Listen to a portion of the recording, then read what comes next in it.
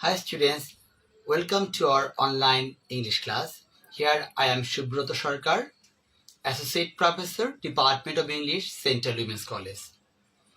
How are you? I hope you are safe and sound by the grace of Almighty God. Today I am going to discuss a topic called story writing. I know everybody likes a story, but the problem is that when you are told to write a story, you feel a lot of difficulties. So today's our class will focus on how to write a good story in a easy process. Now, I will discuss the whole thing with the help of a slideshow. Students, let's go to the slideshow.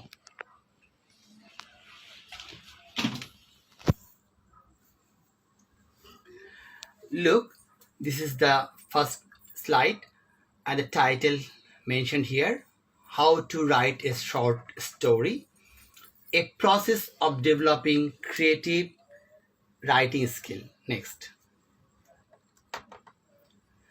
before going to discuss the topic in detail, first let's put our concentration on marking scheme for story writing. You know, this is a question containing 7 marks. Now, how to develop your writing so that you can get the maximum marks in these questions? Look, for title, I mean using a suitable title and showing moral lessons, you will have 1 marks. Then content means plot, setting, characterization, conflict, climax, resolutions. This carry 3 marks. And expressions means coherence, relevance, appropriate words, grammatical accuracy, and correct spelling. These carry 3 marks. So grand total 7 marks. So students, when you will write, you have to maintain these 3 things.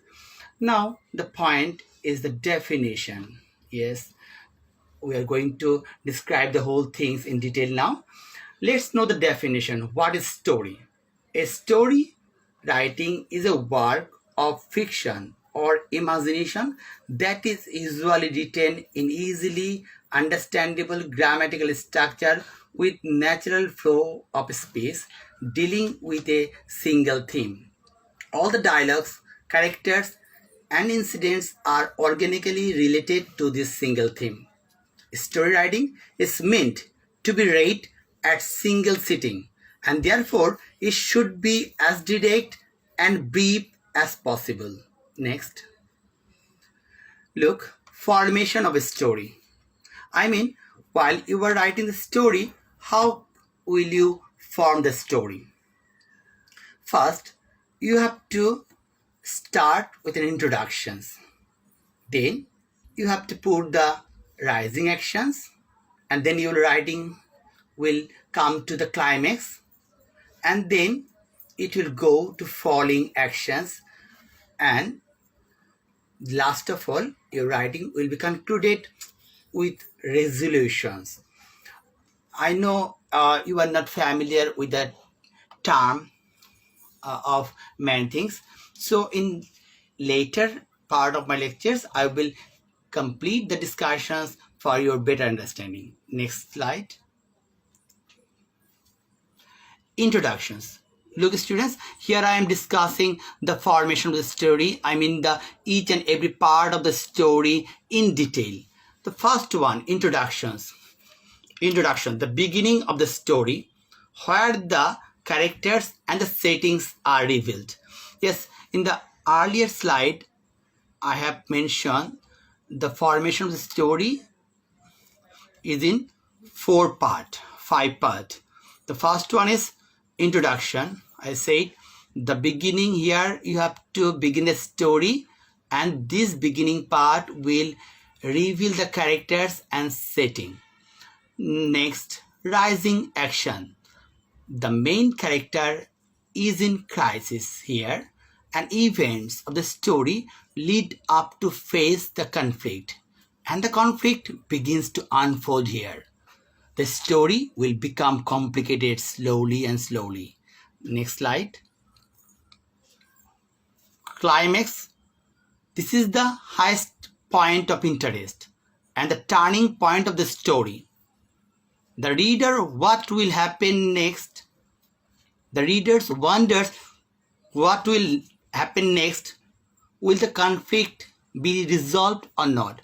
So student, look, when your story will come to the climax, the turning point, it will show the highest interest, the highest suspense of the story.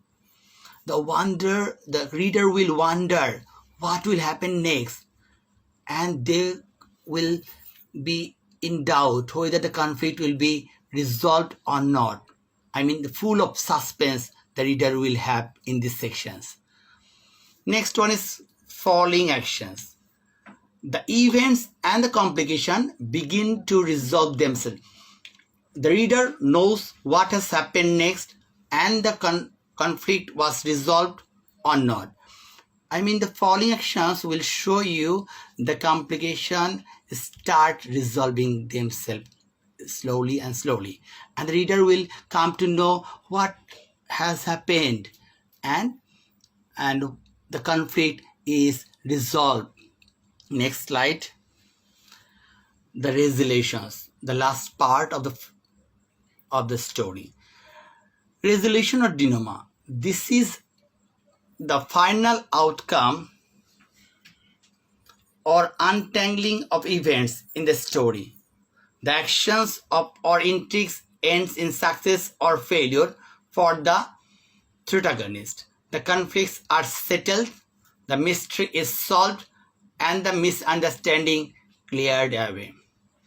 So, in this part, you will get the conclusion of the story, and all the problem will be solved here, and the complication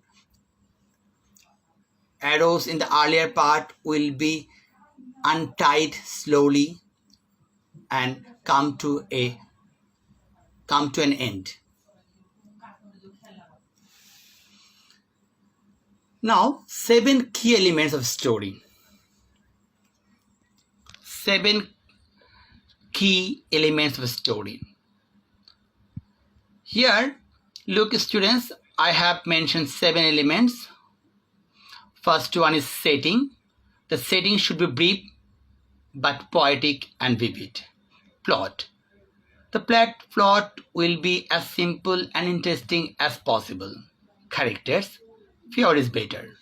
Conflict. Intense but one. Climax. Turning point of the story. Resolution. Solution to the conflict. Theme.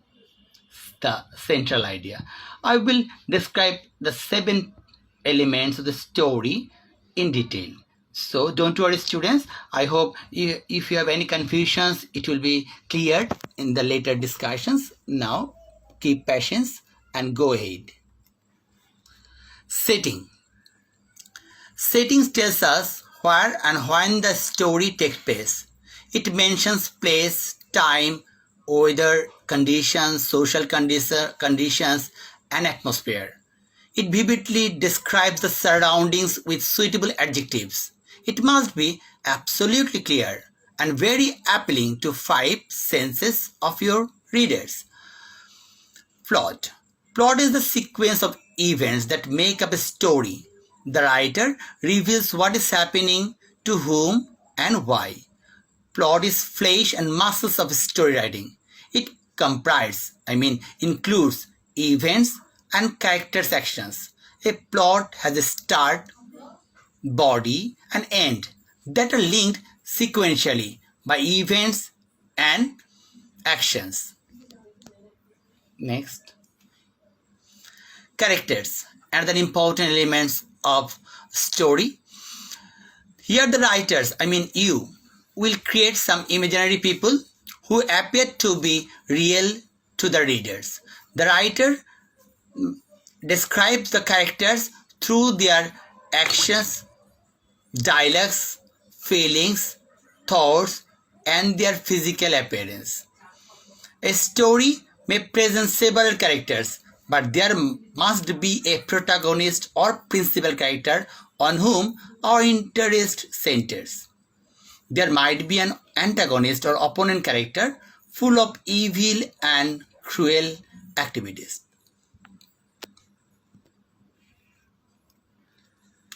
Conflict. This is very important part of a story, because if there is no conflict, there will be no story. So conflict is a must for story writing. Now let's know what is conflict.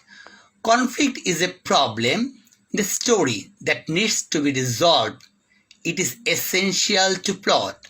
Conflict ties one incident to other incidents and makes the plot move. It is of two kinds, external and internal conflicts. Students, conflicts comes in twice way. It may come from the external force or it may come from inside. I hope you have understood. So conflict is of two kinds, external and internal conflict. Now see climax. When the conflict comes to its highest point, it is called climax. Here, major event occurs in which the main character faces a major enemy, fear, challenge, or other source of conflict. The most actions, drama, change, and excitements occur in this part. So here, students look, the readers face a full of suspense. What will happen next? The next part of the story, next element of the story, resolutions. The resolution is like a concluding paragraph that resolves any remaining issues and ends the story. In fact, it is the conclusion of the story. Yes, students, when you are writing the resolutions, you need not to be worried. It simply shows the conclusion of your writings, solving the earlier problems and complications mentioned in your writings. Theme. The central idea or main belief presented by story writing is called theme. The message the writer intends to communicate by telling the story. Yes, students, theme is a familiar word to all of you, and this shows the writer's intention of giving the message, because every writer has an intention to convey a message to his readers. So here your writing will show the message. It may be the moral message or something else. It will show some message. Next, grammatical aspect. Yes, students, a writing becomes successful by the combination of two things, content and form. If your writing is well connected, I mean your content is very relevant, is very well knitted, but your sentence formation is wrong, then you will not get the good marks. So you have to put your concentration on the grammatical aspect as well. So let's see what grammatical aspect do we notice in story writing. The first, most stories are told using the simple past. Yes, students, you will write the story using the simple past tense. I mean, you will put the verb in past form. Sometimes, in very recent times, we find some stories are written in present tense, but this is rare and a very recent phenomenon. Now, let's see some structures frequently used in story writings. This is my suggestion to you. While you are writing the story, don't use very complicated sentence. I mean complex sentence, compound sentence. Here you have a lot of chance to make mistakes. But you will not get extra credit on that. Rather, you can use very simple sentences by using these 5 to 6 structures what I have mentioned in my lectures. Look, the first one is very simple: subject, verb, extension. I have already mentioned the verb should be put in past form. Second one, subject, be verb plus past participle of the verb and extension. Third section, subject plus linking verb plus complement.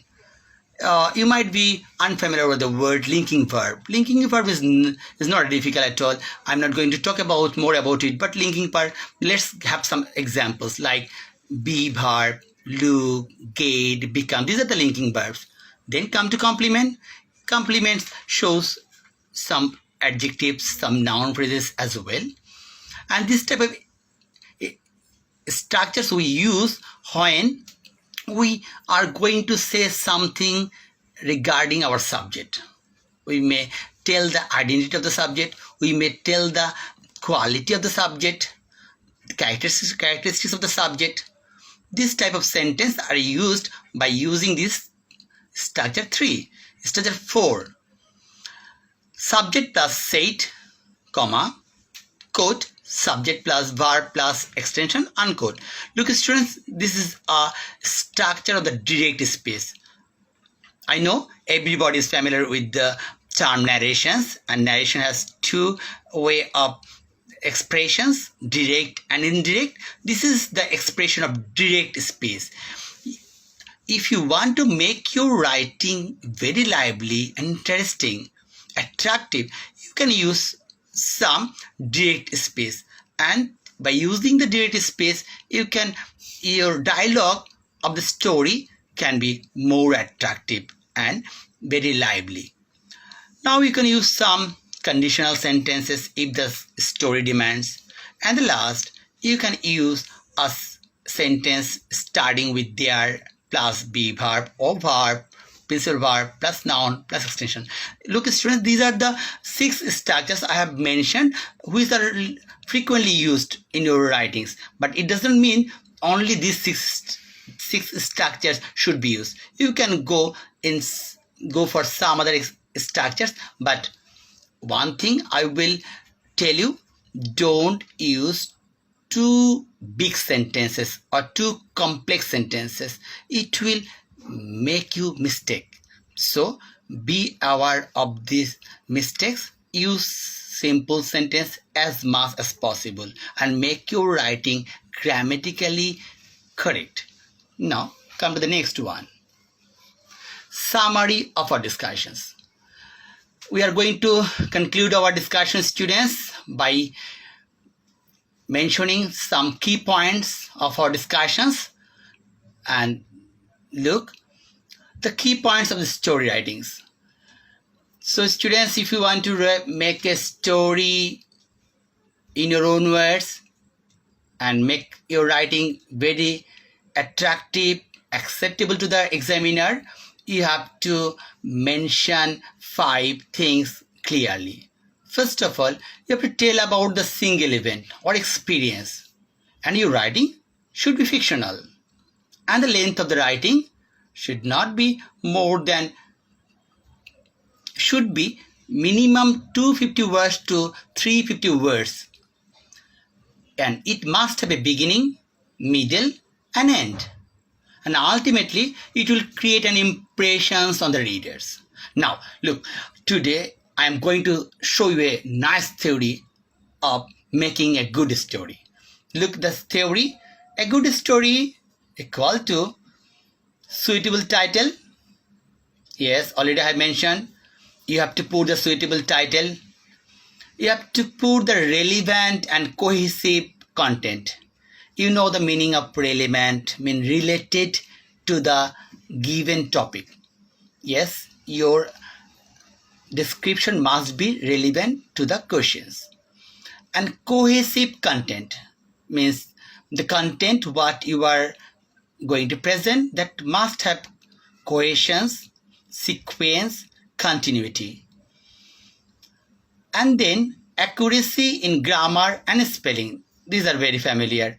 If you make mistake in grammar or if your spelling are wrong, definitely it will not create a good writing. So if you want to make a good story, you have to combine harmoniously these elements: suitable title, relevant and cohesive content, and accuracy in grammar and spelling.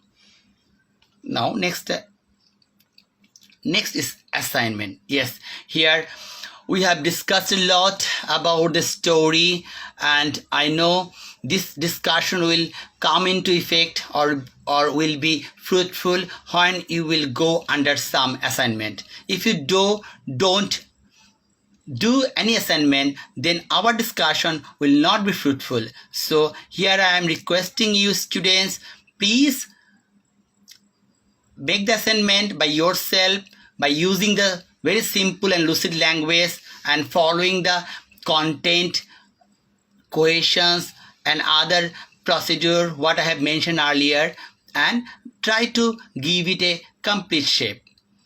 Thank you very much for staying with us, and I hope you will be safe and sound in the coming time, and you will keep watching our online classes and get benefited out of this. Once again, thank you.